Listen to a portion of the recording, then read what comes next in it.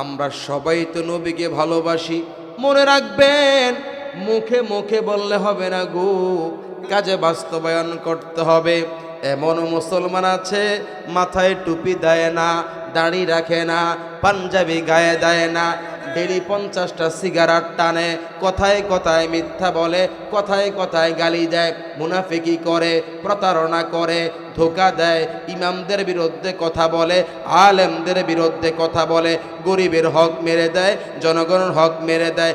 সেই লোকটা দেখবেন আবার জুমার দিন মাথায় টুপি দেখে, হুজুর গো আমি কিন্তু নবীকে ভালোবাসি, এমন বাটপার আছে না না? আমার ভাইরা রে,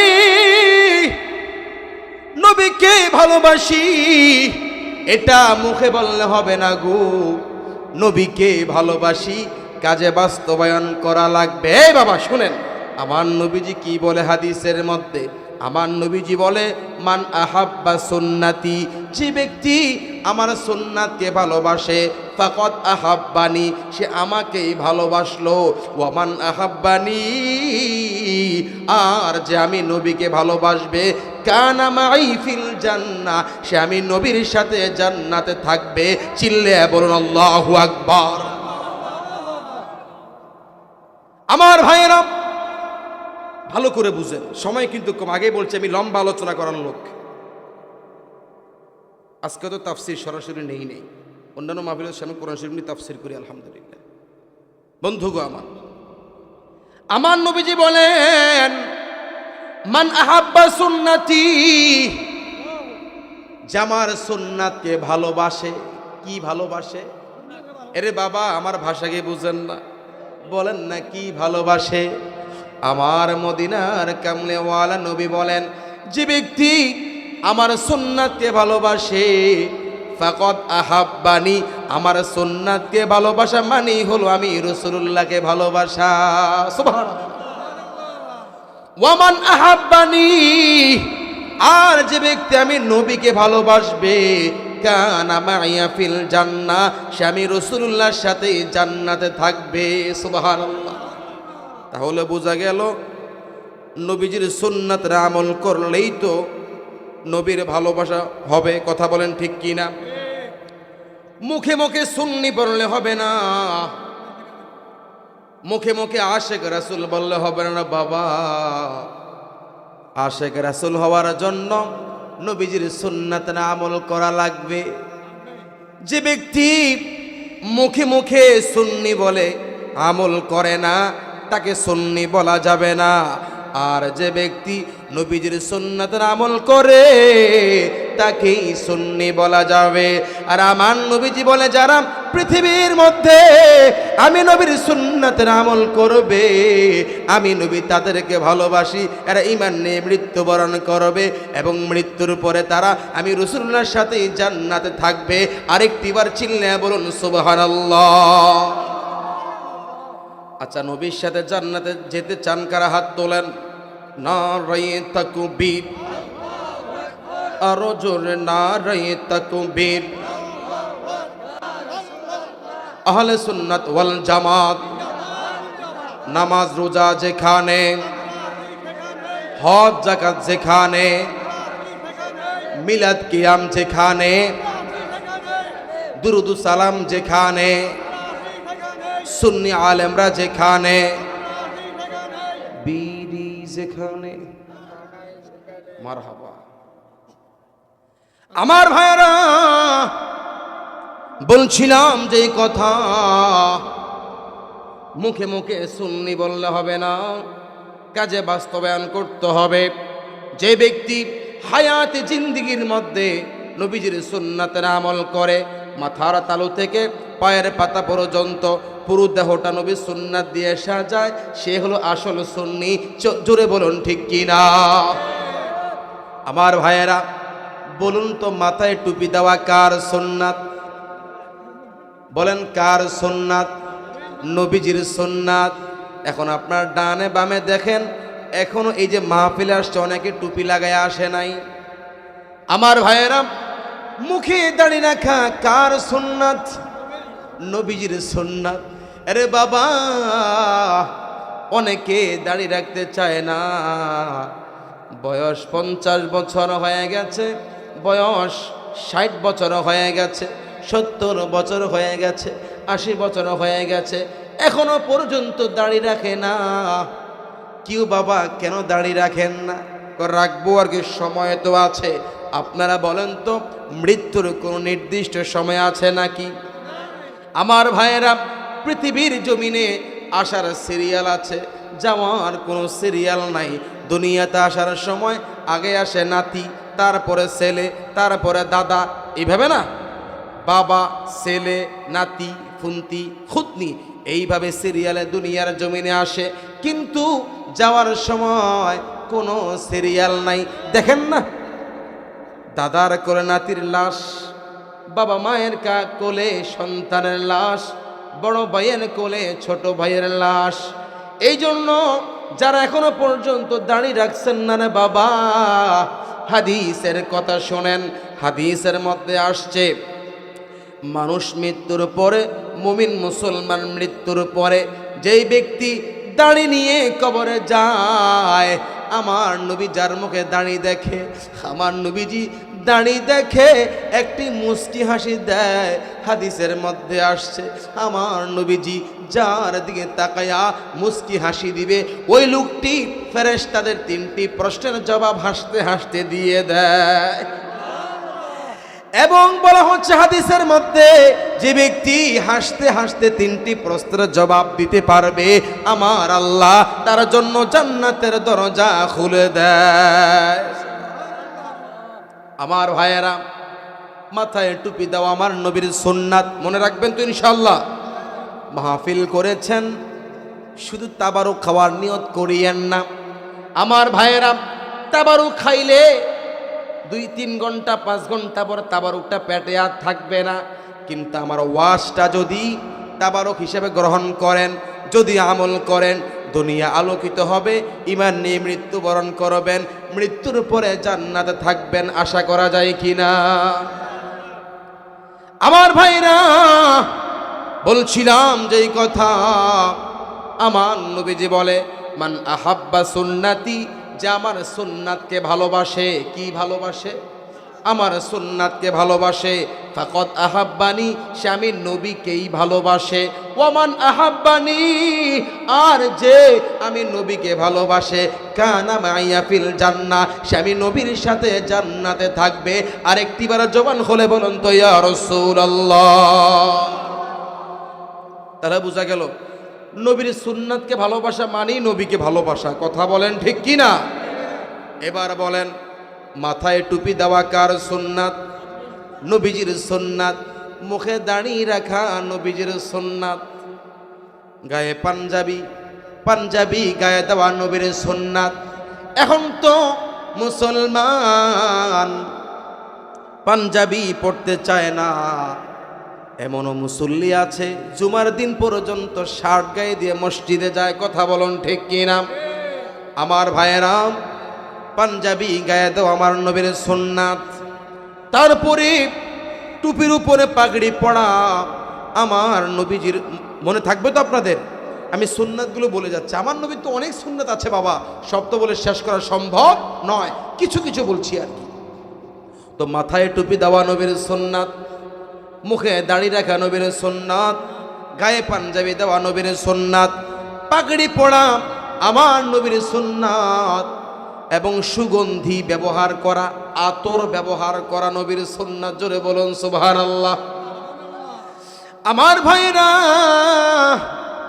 এরপরে মেসওয়াক করা আমার নবীর সুন্নাত। এখন তো আমরা মেসওয়াক করতে চাই না, ডেলি 3 বার ব্রাশ করে মেসওয়াক করতে চায় না। অথচ ব্রাশ করা সুন্নাত না, কিন্তু মেসওয়াক করা সুন্নাত। জোরে বলুন সুবহানাল্লাহ। এখন মেসওয়াক করলে 1 নম্বরে সুন্নাতের আমল হবে, সওয়াব হবে। 2 নম্বরে বর্তমান বিজ্ঞান বলে, যদি কেউ মেসওয়াক করে তার 72টি উপকার হবে। কয়টি উপকার? 72টি উপকার হবে।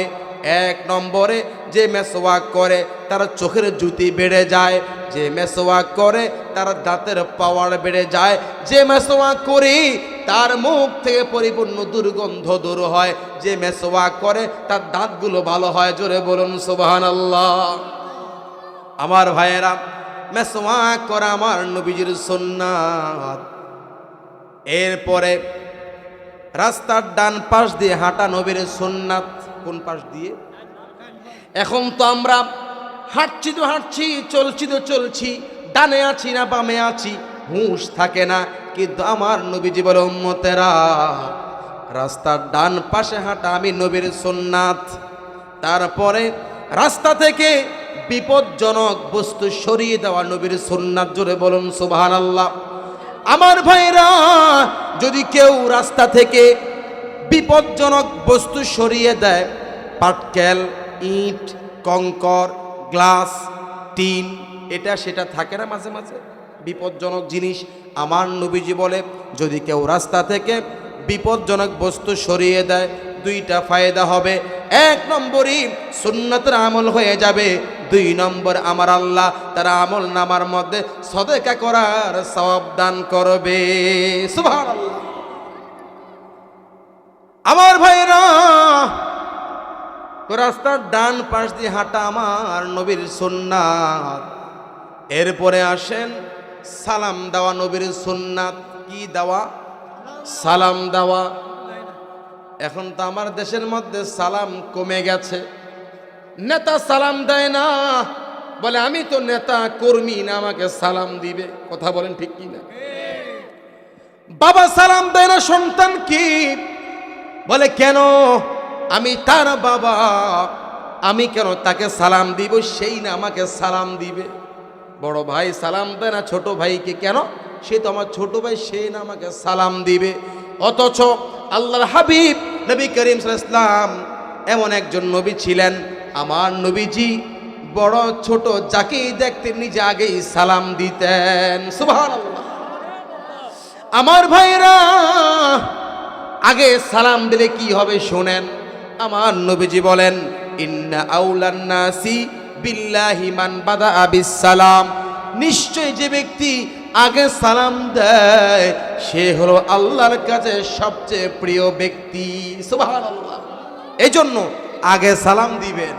আর যে ব্যক্তি আগে সালাম দেয়, আল্লাহ তাআলা তার আমল নামার মধ্যে 90টি নেকি দান করে। আর যে ব্যক্তি সালামের জবাব নেয়, আমার আল্লাহ তার আমল নামার মধ্যে 10 নেকি দান করে। এবার আপনারা বলেন 90 বেশি না 10 বেশি? এখন বোঝা গেল, যদি আপনি আগে সালাম দেন আপনার আমল নামার মধ্যে 90 নেকি লেখা হবে। আর যদি আপনি সালাম না নেন, সালামের জবাব দেন, আপনার আমল নামার মধ্যে 10টি নেকি লেখা হবে।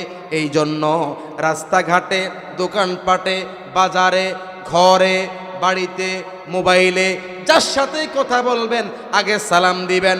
আমার নবীজি বলছে, আসসালামু ক্বাবলাল কালাম, আগে সালাম দাও তারপরে কথা বলো। কিন্তু এখন আমাদের সমাজের মধ্যে এটা বিপরীত হয়ে গেছে। আগে বলে, হ্যালো ভাই, আসসালামু আলাইকুম। কি বলে? ভাই সাহেব আসসালামু আলাইকুম, আগে ভাই সাহেব বলে। কিন্তু এটা আমার নবীর সুন্নাত নয়। আমার নবীজি বলছে, আসসালামু ক্বাবলাল কালাম, আগে সালাম দাও তারপরে কথা বলো। তো বলছিলাম যে এই কথা, সালাম দেওয়া নবীর সুন্নাত। সালাম দেওয়া কার সুন্নাত? দুরূদ শরীফ পড়েন, আল্লাহুম্মা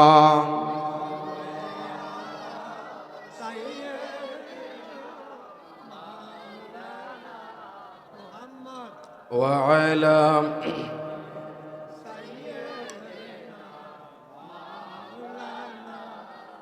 আর মুহাব্বতে আল্লাহুম্মা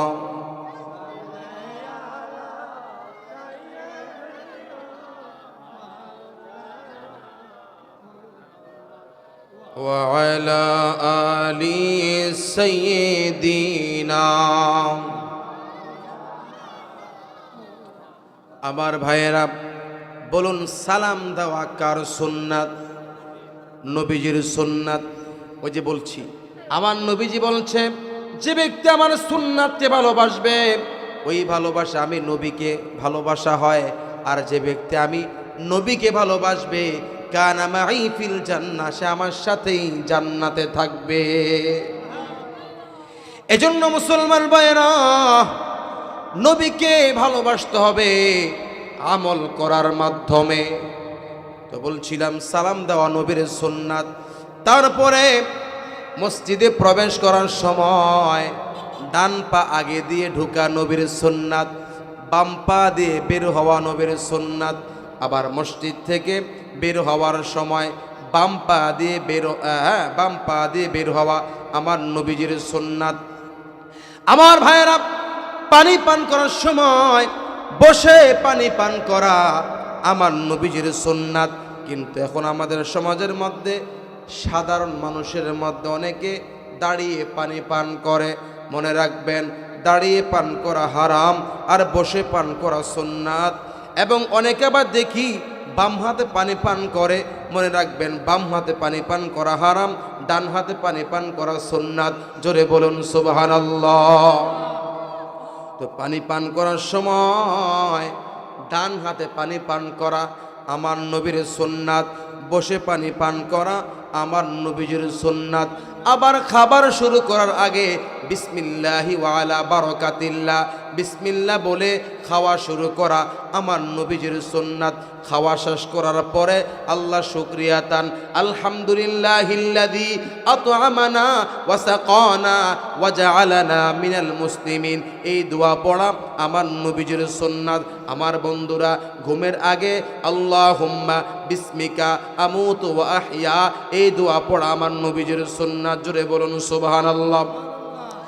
তারপরে ঘুম থেকে উঠার পরে আল্লাহ শুকরিয়া আদায় করা, আলহামদুলিল্লাহিল্লাযী আহইয়ানা বা'দামা আমাতানা ওয়া ইলাইহিন নুশুর, এই দোয়া পড়া আমার নবীজির সুন্নাত। জোরে বলুন সুবহানাল্লাহ। এরপরে বন্ধুরা, ঘরের মধ্যে স্ত্রীর কাজে সহযোগিতা করা, এটাও আমার নবীর সুন্নাত। জোরে বলুন সুবহানাল্লাহ। আমাদের দেশের মধ্যে কিছু পুরুষেরা আছে কাজ করতে রাজি না, মানে স্ত্রী ওনার পাঞ্জাবি ধুয়ে দিবে, শার্ট প্যান্ট এটা সেটা সব কাজ করবে, স্ত্রী ঘর গুছাবে, রান্না বান্না করবে, সব বউ করবে। কিছু এমনও আছে স্বামী পানিটা পর্যন্ত ঢেলে খায় না। কথা বলেন ঠিক কি না? অথচ আমার নবীজি বলে, এরে উম্মত, ঘরের কাজের মধ্যে স্ত্রীকে সহযোগিতা করা এটাও আমার নবীর সুন্নাত। আবার মাঝে মধ্যে রাতের আধারে স্ত্রীকে নিয়ে খেলাধুলা করা, এটা আমার নবীজির সুন্নাত। যেমন আমার দয়ার নবী, মায়ার নবী, রাহমাতাল লিল আলামিন মাঝে মধ্যে রাতের বেলায় স্ত্রীদেরকে নিয়ে একটু খেলাধুলা করত। জোরে বলুন সুবহানাল্লাহ। আমার ভাইয়েরা, ও বন্ধুরা, এরপরে এশার নামাজ আদায় করে আগে আগে ঘুমানো আমার নবীর সুন্নাত। সুবহানাল্লাহ বলেন। রাতের বেলা একটু আগে আগে ঘুমানো আমার নবীজির সুন্নাত। কিন্তু এখন আমার যুবকদের কাছে এটা পছন্দ হয় না। এমনও যুবক আছে রাত 2টা পর্যন্ত 3টা পর্যন্ত নিজে নিজে পাগলের মতো কথা বলে। আমি আগে বুঝতাম না কি রে, এত রাত সবাই ঘুমাচ্ছে, এই কি করে ডাইনে মার, এই বামে মার, এই ধর, এটা মোবাইলের লগে সিল লেখা। পরে বুঝতে এটা খেলা, এটার কি নাম জানি, ফ্রি ফায়ার গেমস। আমার ভাইয়েরা, যুবকের চেহারা নষ্ট, ব্রেন কমে যাচ্ছে, দৃষ্টি শক্তি কমে যাচ্ছে, কারণ রাতের বেলা ঘুমায় না। আমার নবীজি বলছে, যে ব্যক্তি রাতের বেলায় আগে আগে ঘুমানো, আগে আগে ঘুমাবে, 1 নম্বরে তার সুন্নাতের আমল হবে, 2 নম্বরে তার মস্তিষ্ক ভালো থাকবে, শরীরটা ভালো থাকবে। আল্লাহু আকবার বলে।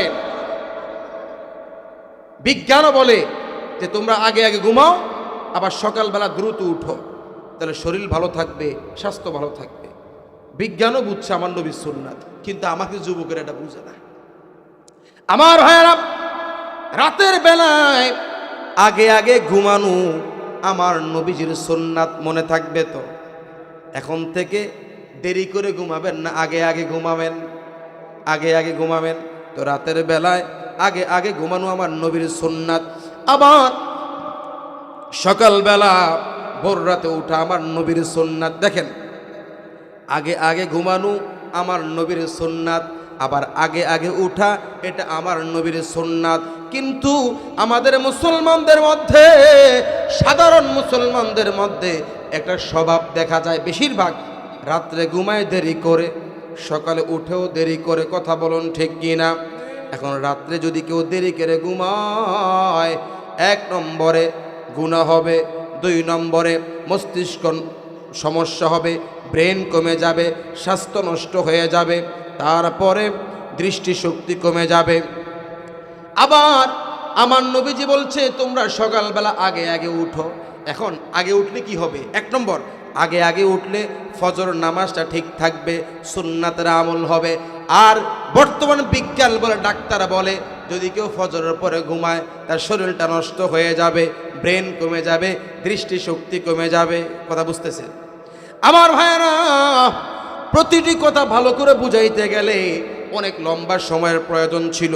সংক্ষেপ করে বলি, রাতের বেলায় আগে আগে ঘুমানো, আবার সকালবেলা ফজরের আগে উঠা, এটা আমার নবীর সুন্নাত। চিল্লায় বলুন সুবহানাল্লাহ। আমার ভাইয়েরা, এইভাবে আমার নবীজির অনেক সুন্নাত আছে রে বাবা। জামাতের সাথে নামাজ আদায় করা নবীর সুন্নাত। অনেকে দেখবেন নামাজ পড়ে ঠিক, জামাতের সাথে নামাজ আদায় করে না, অথচ আমার নবীজি বলে জামাতের সাথে নামাজ আদায় করা আমি নবীর সুন্নাত। ওই যে একটু আগে বলেছি, যে ব্যক্তি দুনিয়ার মধ্যে নবীজির সুন্নাতের আমল করবে, আমার আল্লাহ তাকে ভালোবাসবে, আর আল্লাহ যাকে ভালোবাসবে তার জন্য আমার আল্লাহ জান্নাতের দরজা খুলে দিবে। চিল্লায়া বলুন সুবহানাল্লাহ। আমার ভাইরা রে, ও বন্ধুরা, যদি আমরা দুনিয়ার মধ্যে নবীজির সুন্নাতের আমল করি, নবী আমাদের প্রতি খুশি হয়ে যাবে। আমার ভাইয়েরা রে, আমার নবীজি সারা জীবন উম্মতের জন্য কেঁদেছে। আমার দয়ার নবীজি হায়াতে জিন্দেগির মধ্যে উম্মতের জন্য কেঁদেছে। এখন রওজা পাকে আমার নবী উম্মতের জন্য কাঁদবে। কঠিন কিয়ামতের মাঠে আমার নবী সেজদার মধ্যে পড়ে উম্মতি উম্মতি বলে কাঁদবে। আমার ভাইরা রে, এতক্ষণ পর্যন্ত আমি নবীজির সুন্নাতের আমলের কথা বলছি।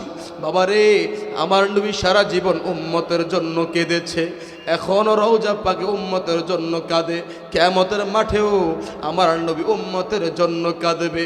যেই নবী হায়াতে জিন্দেগির মধ্যে উম্মতের জন্য কেঁদেছে, এখন রওজা পাকে উম্মতের জন্য কাঁদে। কঠিন কিয়ামতের মাঠে যেই নবী উম্মতি উম্মতি বলে কাঁদবে, সেই নবীজির সুন্নাতের আমলটা করতে চান না। আমার ভাইয়েরা, ও বন্ধুরা, আমার নবীজি কেমন নবী আমি এই হাদিসটা বলেই আলোচনা শেষ করে দিব। কঠিন কিয়ামতের মাঠে আমরা সবাই একত্রিত হবে। কথা বলুন ঠিক কি না? আল্লাহ তাআলা বলছে, ইন্না ইয়াউমাল ফাসলি কানা মিকাতা, নিশ্চয় কিয়ামতের দিন নির্ধারণ করা আছে। কোন দিন কিয়ামত হবে এটা আল্লাহ নির্ধারণ করে রেখেছে। আল্লাহ তাআলা আরো বলে, ইয়াউমা ইউনফাখু ফিস-সূরি ফাতাতুনা আফওয়াজা, যেদিন সিংহা ফু দেওয়া হবে তখন তোমরা দলে দলে আসবে। ইসরাফিল আলাইহিস সালাতু ওয়াস সালাম সিংহা ফু দিবে, তখন আমরা আল্লাহর কাছে এক দলে দলে যাব। এরপর আল্লাহ তাআলা বলে, ওয়া ফুতিহাতিস সামাউ ফাকানাত আবওয়াবা, এবং আকাশটা বিদীর্ণ হয়ে যাবে। কিয়ামতের দিন ইসরাফিল আলাইহিস সালামের ফুঁক দেওয়ার কারণে আকাশটা বিদীর্ণ হয়ে যাবে, আকাশ ফেটে যাবে, এবং আকাশ ফেটে ওই ফাটা জায়গাগুলো দিয়ে আমার আল্লাহ কুদরতিভাবে দরজা বানিয়ে দিবে। জোরে বলুন সুবহানাল্লাহ। তো বলছিলাম যে এই কথা, ও বন্ধুরা রে, কোন দিন কিয়ামত হবে আল্লাহ সেটা নির্ধারণ করে রেখেছে। ওই কঠিন কিয়ামতের মাঠে দেখেন আমার নবীজি কিয়ামতের মাঠে উম্মতের জন্য কেমন কাঁদবে। আমার ভাইয়েরা, ওই কঠিন কিয়ামতের মাঠে আমরা সবাই হাসরের ময়দানে হাজির হব। কেন আল্লাহ আমাদের বিচার করবে? আমরা দুনিয়ার মধ্যে কতটুকু নেক আমল করেছি, কতটুকু বদ আমল করেছি, আমার আল্লাহ সব কিছুর বিচার করবে একদিন। চিল্লা বলেন ওই দিনের নাম কি? কিয়ামতের দিন। আমার ভাইরা, ওই কঠিন কিয়ামতের মাঠে আমরা সবাই একত্রিত হব। আমরা টেনশনে পড়ে যাব, আয় হায় দুনিয়ার মধ্যে আজান শুনে তো নামাজ আদায় করি না, রমজান মাসে রোজা রাখি না, কত অন্যায় করেছি, রাতের দিনের আলোতে কত অন্যায় করেছি, রাতের আধারে কত অন্যায় করেছি। দুনিয়ার কেউ দেখে না, আল্লাহ কিন্তু দেখেছে। সেই কঠিন কিয়ামতের মাঠে আমরা নাফসি নাফসি করব, বিপদের মধ্যে পড়ে যাব। আমার ভাইরা, যে বিপদে পড়ে সে বুঝে বিপদ কেমন জিনিস, যে বিপদে পড়ে না সে বুঝতে পারে না। বাবারে, সংক্ষেপ করে বলতে হচ্ছে, কঠিন কিয়ামতের মাঠে আমরা সবাই বিপদের মধ্যে পড়ে যাব। আমরা বিপদের মধ্যে পড়ে সুপারিশ পাওয়ার জন্য আদম আলাইহিস সালামের কাছে যাব। আদম নবীর কাছে গিয়ে বলবো, ও গো আদম নবী, নবী গো, আপনি তো আমাদের বাবা, আপনি তো আদি পিতা, আমরা আদম সন্তান। আর বাবা হইছে তো, আমি দেখছি তো। ওগো নবী,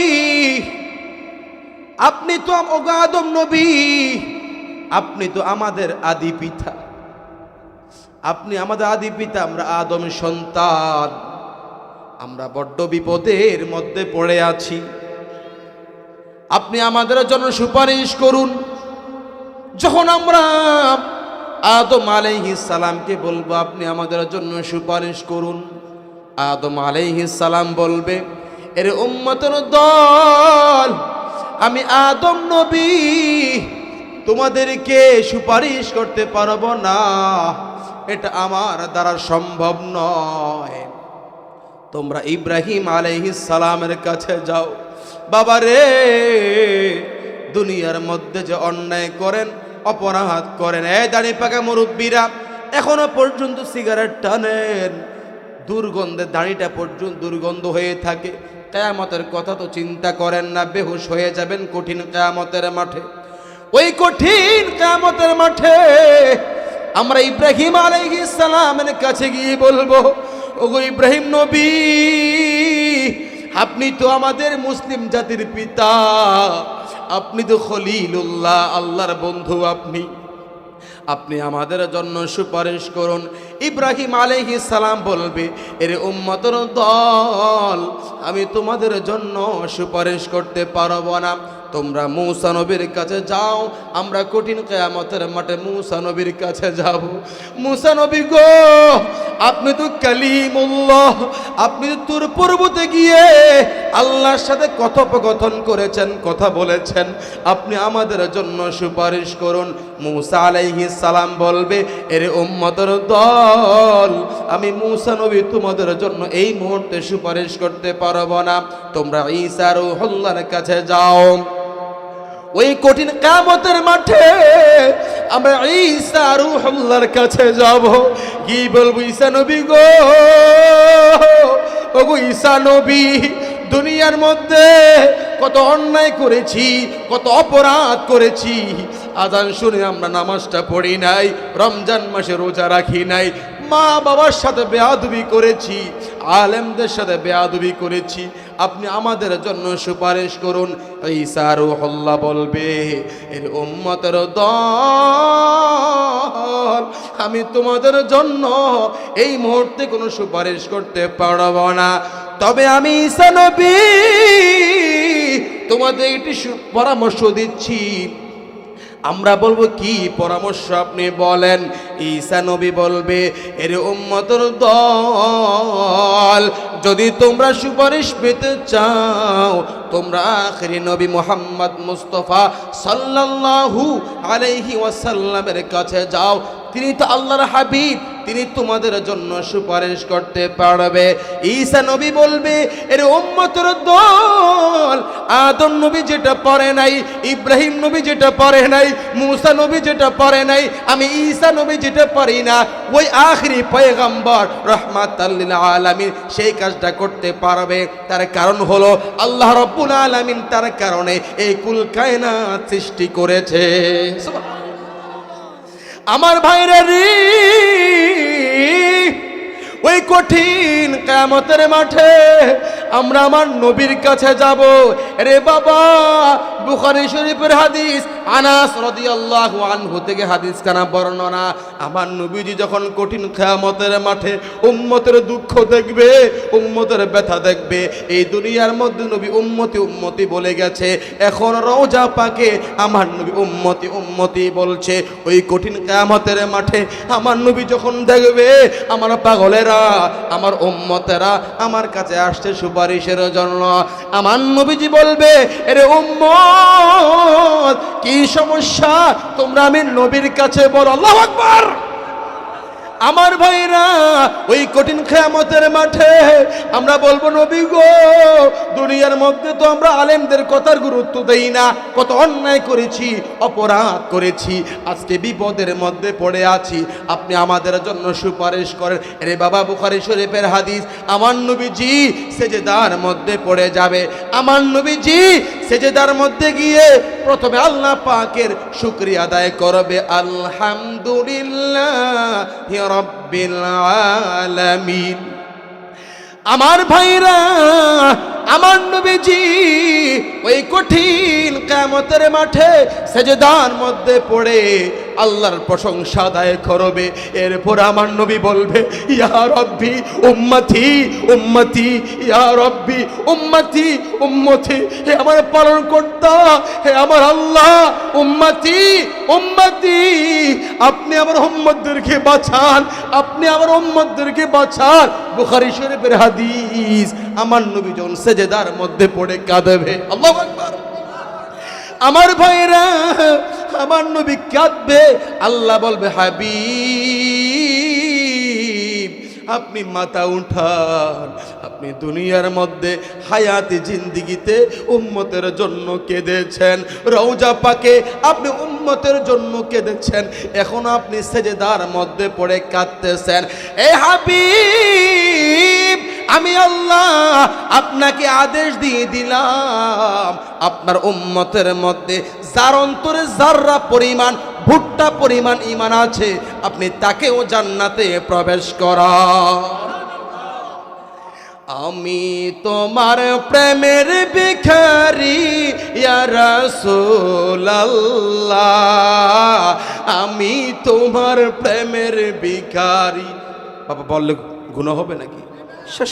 তোমার প্রেমের ভিখারি ইয়া রাসূলুল্লাহ, আমি তোমার প্রেমের ভিখারি ইয়া রাসূলুল্লাহ, ইয়া হাবিবাল্লাহ, আমি তোমার প্রেমের ভিখারি। ইয়া রাসূলুল্লাহ বলেন না? তোমার প্রেমের গো রাসূল নাই যে তুলনা, নাই যে তুলনা গো রাসূল, নাই যে তুলনা। তোমার প্রেমের গো রাসূল নাই যে তুলনা, নাই যে তুলনা গো রাসূল, নাই যে তুলনা। তোমার প্রেমে জিন্দা হইল উস্তুনে হান্নানা ইয়া রাসূলুল্লাহ, আমি তোমার প্রেমের ভিখারি, আমি তোমার প্রেমের ভিখারি ইয়া রাসূলুল্লাহ, আমি তোমার প্রেমের ভিখারি। তোমার প্রেমেতে আমার কলিজা আঙ্গার, কলি জায়াঙ্গার গো রাসূল কলি জায়াঙ্গার তোমার প্রেমেতে আমার কলি জায়াঙ্গার কলি জায়াঙ্গার গো রাসূল কলি জায়াঙ্গার দেখা দিয়ে শান্ত করো সাকিয়ে কাউসার ইয়া রাসূলুল্লাহ আমি তোমার প্রেমের ভিখারি ইয়া রাসূলুল্লাহ ইয়া হাবিবাল্লাহ